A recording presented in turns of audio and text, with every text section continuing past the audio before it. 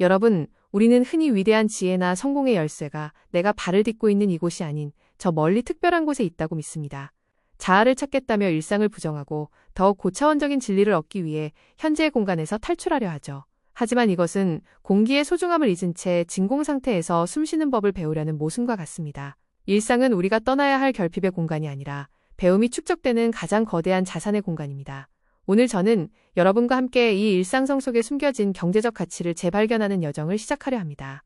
우리가 매일 마시는 공기 같은 일상이 어떻게 우리의 경제적 지평을 넓히는 커리큘럼이 되는지 살펴보겠습니다. 우리 주변의 평범한 반복, 매일 마주하는 사람들과의 짧은 대화가 사실은 가장 정교한 경제적 훈련장이라는 사실을 인지하는 순간 우리의 삶은 완전히 다른 궤도에 진입하게 됩니다. 특별한 곳으로 떠나야만 얻을 수 있는 것은 환상일 뿐입니다. 진짜 지혜는 지금 당신이 서 있는 그 지면에서 발아합니다. 오늘 강의는 크게 4단계로 진행됩니다. 첫째, 왜 우리가 일상을 경시하게 되었는지 그 인지적 오류를 짚어보고 라마드의 관점으로 일상을 재정의하겠습니다. 둘째, 탈무드에서 강조하는 웃는 낯이 어떻게 단순한 예절을 넘어 경제적 지불이자 의무가 되는지 분석할 것입니다. 셋째, 현대 경제학이 증명하는 사회적 자본과 인지적 효율성의 상관관계를 실증 데이터를 통해 확인하겠습니다. 마지막으로 준비라는 이름의 도피를 멈추고 현장에서 즉각적으로 발휘되는 실천적 지식의 중요성을 강조하며 마무리하겠습니다. 이제 본격적으로 우리가 당연하게 여겼던 일상의 이면을 파헤쳐 보시죠. 이 20분의 시간이 끝날 때쯤 여러분은 여러분의 책상, 여러분의 주방, 여러분의 일터를 전혀 다른 눈으로 바라보게 될 것입니다. 현대사회의 자기계발은 떠남의 미학에 중독되어 있습니다. 직장을 떠나고 가정을 잠시 잊고 어딘가 특별한 세미나나 유학을 가야만 진짜 지혜를 얻을 수 있다고 착각합니다. 하지만 라마드 경제학은 일상을 배움의 성소로 규정합니다. 라마드 키브리어로 가르치다와 배우다 라는 뜻을 동시에 가집니다. 이는 배움이 외부로부터 주입되는 것이 아니라 내가 처한 환경과의 상호작용 속에서 길러지는 것임을 시사합니다. 매일 반복되는 노동과 까다로운 이웃과의 만남이야말로 한 인간의 경제적 지혜를 연마하는 핵심 현장이기 때문입니다. 외부의 지식만을 탐닉하며 일상을 경시하는 태도는 결국 스스로 자립할 수 있는 근육을 거세하는 결과를 낳습니다. 우리는 이제 떠남이 아닌 머무 속에서 가치를 찾아야 합니다. 그렇다면 그 일상에서 가장 먼저 회복해야 할 경제적 지표는 무엇일까요? 그 첫 번째 지표는 바로 웃는 낯입니다. 누군가는 미소가 경제와 무슨 상관이냐고 물을지 모릅니다. 그러나 라마드 경제학에서 미소는 단순한 감정 표현이 아니라 시장의 신뢰를 구축하는 가장 기초적인 입찰과 이자 무형자산입니다. 이것은 거래가 일어나기 전 상대방의 존엄을 인정하는 최소한의 지불입니다. 우리가 타인에게 짓는 표정 하나가 어떻게 거대한 경제적 메커니즘을 작동시키는지 이제 2000년 전의 지혜와 현대의 이론을 통해 구체적으로 살펴보겠습니다. 단순히 친절하자는 도덕적 훈계가 아닙니다. 이것은 당신의 경제적 신용등급을 결정짓는 가장 강력한 시그널링 전략입니다. 다음 파트에서 이 미소에 담긴 엄격한 법학적, 경제적 원리를 파헤쳐 보겠습니다. 유대 율법학자 중 가장 엄격하기로 유명한 샴마이는 뜻밖에도 모든 사람을 웃는 낯으로 영접하라고 명했습니다. 여기서 기쁜 얼굴을 뜻하는 히브리어 세베르파님 야포트는 단순한 에티켓이 아닙니다. 샴마이는 이를 토라 공부를 규칙적으로 하는 것, 그리고 말을 적게 하고 행동을 많이 하는 것과 같은 반열에 두었습니다. 왜 그랬을까요? 샴마이는 인간의 의지가 가장 직접적으로 드러나는 곳이 바로 표정임을 알았기 때문입니다. 즉, 타인을 대하는 표정은 내면의 규율과 행동의 진실성을 완성하는 사회적 규범이라는 뜻입니다.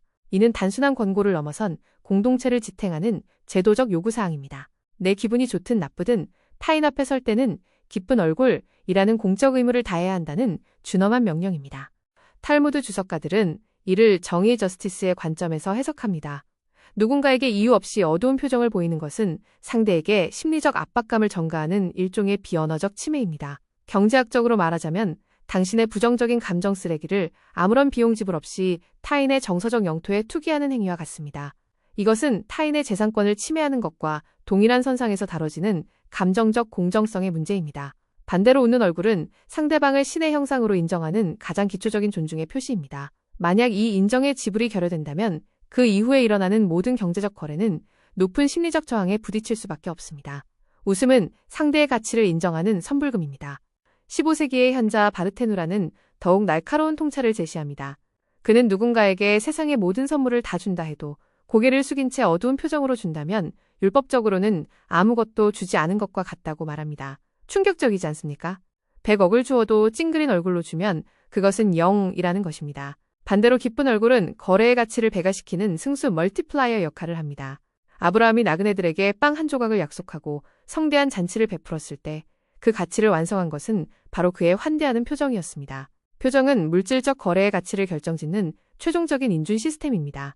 미소 없는 친절은 시장에서 부채일 뿐이며 법적으로는 무효에 가깝습니다. 경제학적으로 볼 때 미소는 가장 효율적인 신호기제입니다.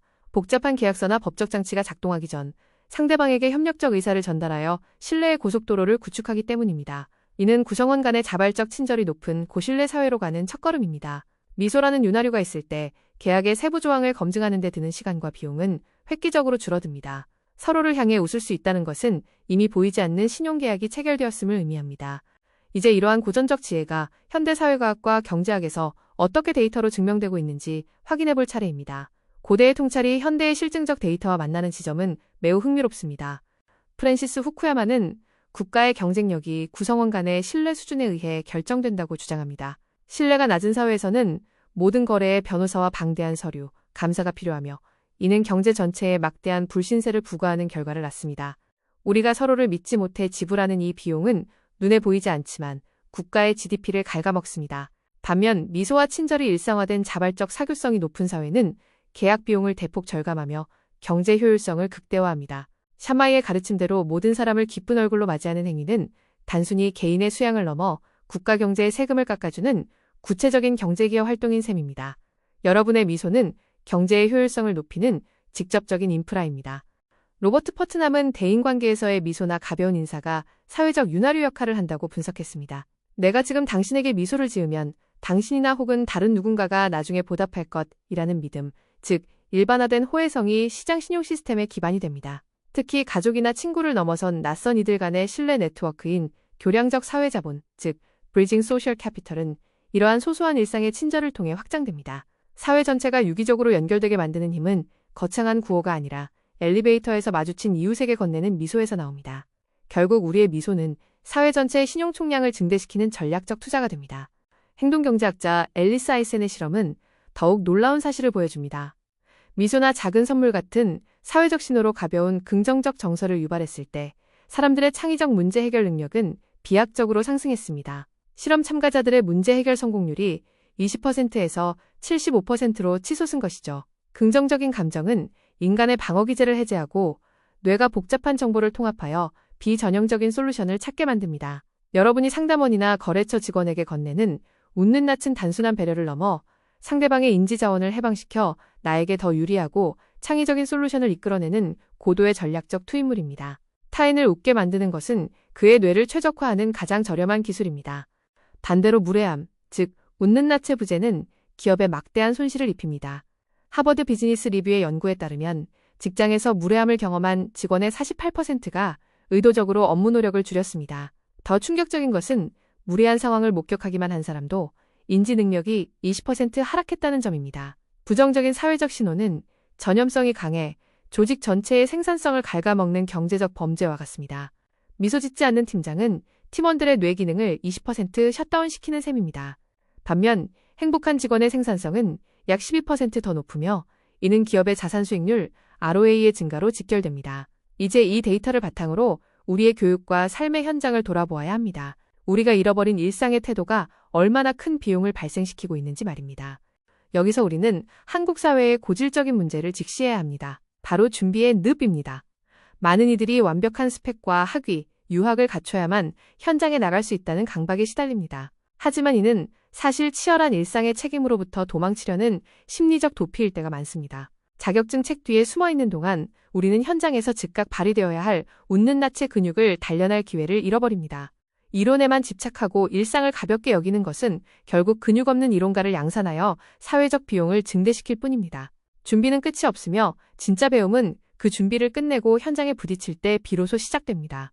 탈무드는 슈무샤, 즉 스승을 곁에서 모시며 일상의 사소한 태도를 익히는 것을 최고의 학습으로 칩니다. 지식은 책이 아니라 칠판을 닦고 이웃을 웃는 낯으로 대하며 보이지 않는 곳에서 정직함을 실천하는 현장에서 완성됩니다.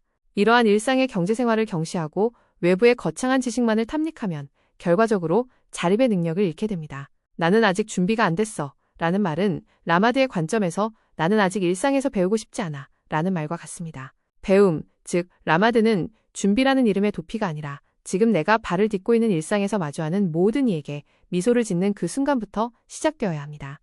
강의를 정리하겠습니다.